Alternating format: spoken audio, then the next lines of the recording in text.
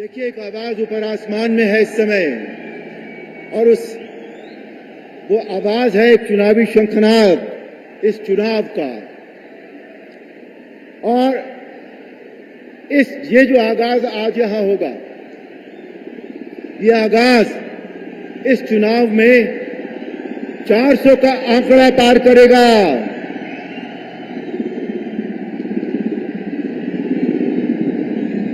परम आदरणीय माननीय प्रधानमंत्री जी पधार रहे हैं।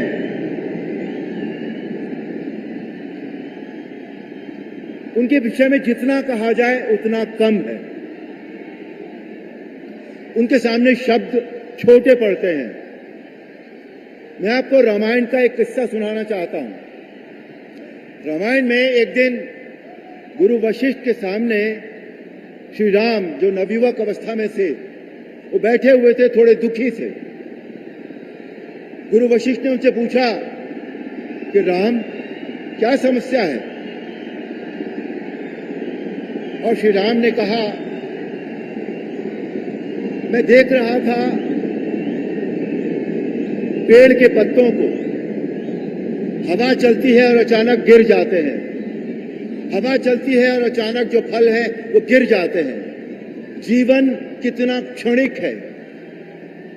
तब गुरु वशिष्ठ ने उनसे कहा कि हाँ, जीवन क्षणिक होता है, लेकिन उन क्षणों में भी व्यक्ति ऐसे होने चाहिए जो अपना इतिहास बना दें।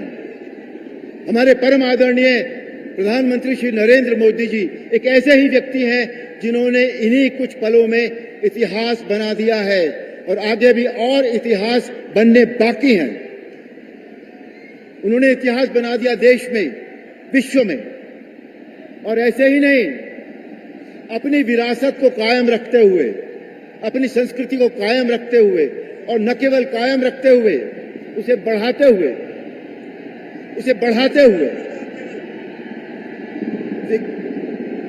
विरासत के साथ विकास, ये एक ऐसा उदाहरण है जो कहीं देखने को नहीं मिलता। जब हम विकास करते हैं तो अपनी विरासत को भूल जाते हैं। उज्जैन में महाकाल, बनारस में बाबा विश्वनाथ, और अयोध्या में रामलला। जब कभी यहां लखनऊ और उसके आसपास आता था तो मैं अयोध्या हमेशा जाता था, लेकिन वहां पहुंचकर और वहां से लौटते हुए मुझे जो दुख का एहसास होता था उसका बयान नहीं किया जा सकता, क्योंकि रामलला के दर्शन नहीं होते थे।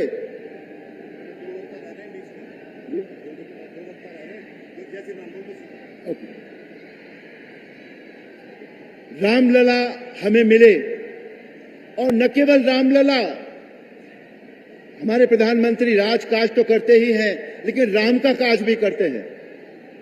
रामलला तो उन्होंने प्राण प्रतिष्ठा कर ही दी। जिस व्यक्ति ने